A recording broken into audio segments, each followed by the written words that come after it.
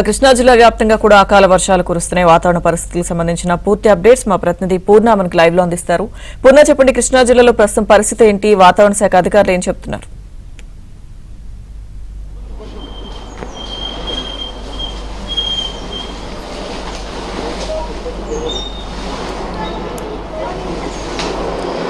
ఈరోజు తెల్లవారుజాము నుంచి కృష్ణా జిల్లాలో కురిసిన భారీ ఈదురుగాలకు వర్షాలకు మొత్తం కూడా జనజీవనం అస్తవ్యస్తమైంది.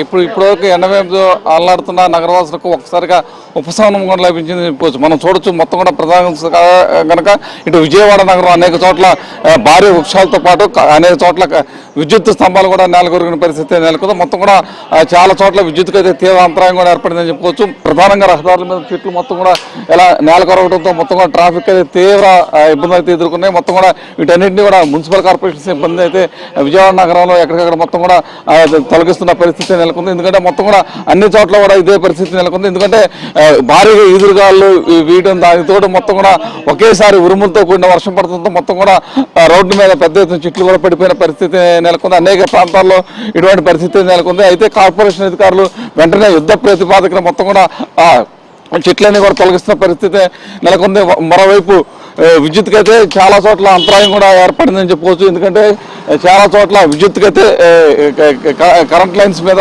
ఈ చెట్లు పడిపోవడంతో మొత్తం కూడా విద్యుత్కి కూడా చాలా చోట అంతరాయం ఏర్పడిందని చెప్పొచ్చు. ప్రధానంగా చూస్తే కనుక పట్టపగలే మేఘాలన్నీ కమ్ముకోవడంతో చెమ్మ చీకట్లు కూడా ఆరంభకున్నాయి. మొత్తం కూడా ఏదైతే వాహనాలు వెళ్ళేవారు పగలు కూడా లైట్లు వేసుకుని వెళ్లాల్సిన పరిస్థితి నెలకొంది. మొత్తం కూడా చూస్తే ఓవరాల్గా కృష్ణా జిల్లాలో అయితే మామిడి పంటకు అపారమైన నష్టం కూడా వాటిల్లిందని చెప్పుకోవచ్చు. ఎందుకంటే ఎక్కువగా మొత్తం కూడా మామిడి మొత్తం కాపుకొచ్చి మొత్తం కూడా కోతకు ఉన్న దశలో మొత్తం కూడా ఈ పరిస్థితి ఏర్పడింది. దీంతో మొత్తం కూడా మామిడి పంటకైతే అపారమైన నష్టం వాటిందని చెప్పుకోవచ్చు.